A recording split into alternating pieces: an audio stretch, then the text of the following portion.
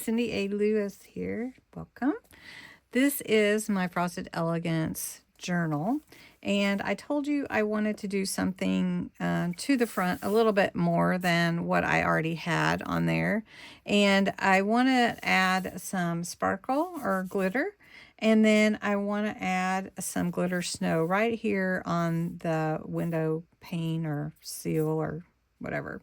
And so I think this is actually looking outside, but I thought I would add the snow anyway because I want to.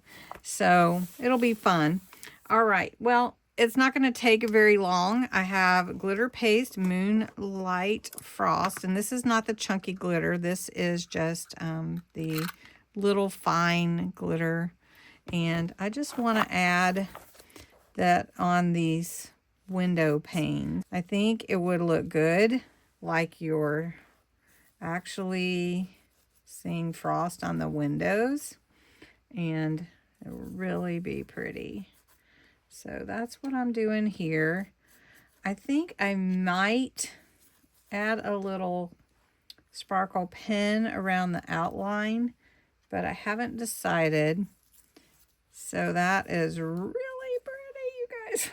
I don't know if you can see it like I can see it, but oh wow, it has really changed the whole look of it. And then this glitter snow that I have, it's Aleene's, and I actually don't even know how long I've had it, but I'm just gonna grab a little and I'm just gonna put it at the bottom of this window here, like it's blown onto the window. Does that make sense? I don't know. Maybe I'm not